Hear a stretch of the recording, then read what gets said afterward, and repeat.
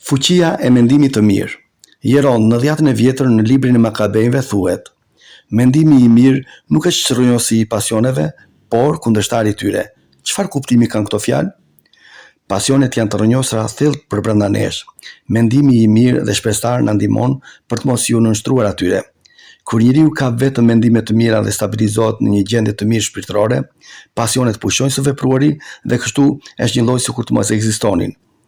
Pra, mendimi i mirë nuk i çrrënjos pasionet, por i lufton dhe ka mundësi të imposhtë ato. Mendoj që autori përshkruan se çfarë mundën të duronin të 7 djemt nëna e tyre Solomonia dhe mësuesi Shën Eleazari duke pasur mendime të mira. Me këtë ai kërkon të na tregojë fuqinë e mendimit të mirë. Një mendim i mirë është i barazvlefshëm me një agripni të gjatë. Ai ka një fuqi të jashtëzakonshme, ashtu si disa armë të reja që tani ndalojnë raketat të ngrihen nga baza dhe i pengojnë ato të lëshohen, po ashtu edhe mendimet e mira arrin të gozhdojnë mendimet e këqija në aeroportin e të ligut nga ku i nisin ato. Prandaj përpiquni të mbillni mendime të mira sa më shumë të mundeni para se tundimi të mbjellë mendime të këqija, në mënyrë që zemra juaj të bëhet një kopsht me lule dhe lutja juaj të shoqërohet nga aroma hyjnore e zemrës suaj.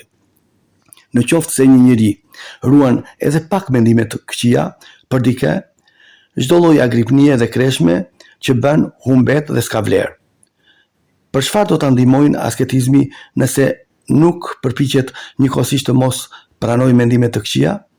Përse të mos pastrohet fundi i enës nga llumi i vajit që është vetëm për sapun dhe pastaj të hidhet vaj i mirë, po e hedh të mirin bashkë me të keqin dhe në këtë mënyrë e prish atë? Një mendim i mirë dhe i pastër ka fuqi të madhe, se çdo lloj ushtrimi. Për shembull, një iri luftohet nga i ligu dhe ka mendime të papastra.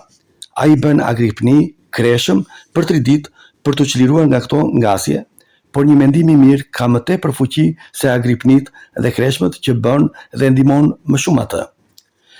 Gjeront, kur thoni mendim i pastër, i referoni ndonjë çështje në veçanti apo flisni në përgjithësi? Edhe në përgjithësi, njeriu pastrohet dhe bekohet nga Perëndia kur i shikon të gjitha gjërat me mendime të mira.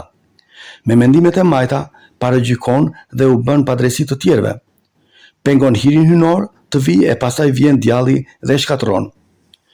Jeront, pra me që ai gjykon i jep të drejtë djallit që ta shkatërrojë?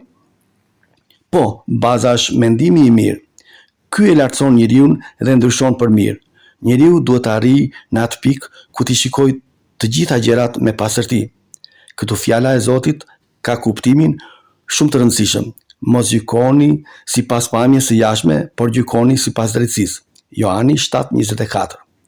Pastaj, njeriu arrin në një gjendje të lartë ku shikon gjëra me sy shpirtëror dhe jo me ato njerëzor.